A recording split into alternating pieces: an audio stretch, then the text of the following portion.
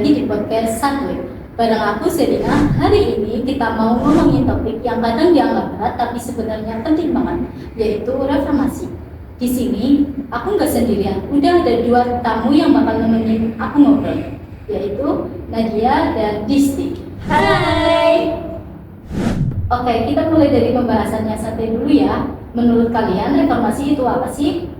Dari yang aku baca-baca sih, reformasi itu perubahan besar yang terjadi pada tahun 1998. Jadi waktu itu tuh rakyat, terutama mahasiswa, demo gede-gedean gitu karena pemerintah dianggap udah nggak adil, korupsi, dan udah nggak ngedengerin suara rakyat. Benar banget, dan akhirnya Soeharto yang waktu itu udah jadi presiden selama 32 tahun itu mundur. Nah, dari situlah mulailah Indonesia itu masuk ke era reformasi yang katanya lebih demokratis dan lebih bebas. Iya, dulu aku pikir reformasi itu kayak cuma sejarah masa lalu gitu kan. Tapi ternyata efeknya masih kita rasain sampai sekarang. Misalnya, kita bisa kritik pemerintah, bisa pilih presiden langsung, dan kita bisa ngobrol kayak gini di podcast tanpa sensor. Oh iya, dulu kalau orang kritik pemerintah bisa langsung hilang. Sekarang malah dijadiin meme dan jadi viral. Nah, bener banget tuh, sekarang bikin konten opini politik bisa masuk KPP. Asal nggak diberberita hoax aja ya, bebas itu bukan berarti semuanya sendiri. Sip, setuju. Nah, kita bahas lebih dalam ya. Sebenarnya apa sih yang kita nikmati sekarang sebagai generasi reformasi?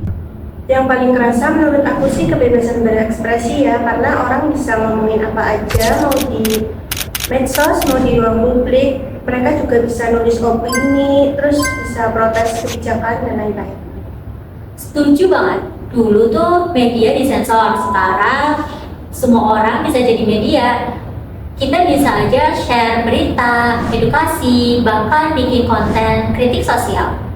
Iya, dan satu lagi itu adanya pemilihan langsung, jadi kita bisa milih presiden, wali kota, sampai kepala desa, jadi suara kita tuh benar-benar dihitung. Dan itu bikin kita itu punya harapan. Kita bisa pilih orang yang kita rasa cocok, bukan asal ditunjuk kayak zaman dulu. Tapi ya, nggak semuanya berjalan mulus kan? Menurut kalian, apa sih tantangan zaman sekarang?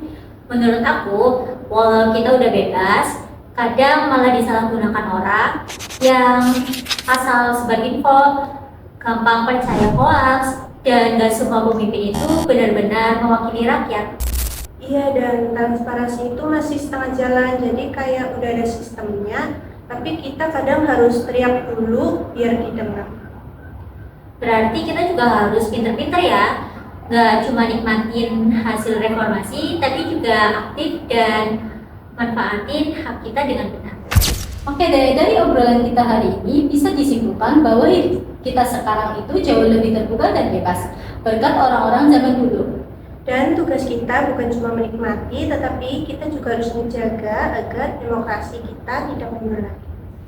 Iya, mulai dari hal kecil aja dulu, melek informasi, aktif di sekolah, dan jangan malas buat peduli.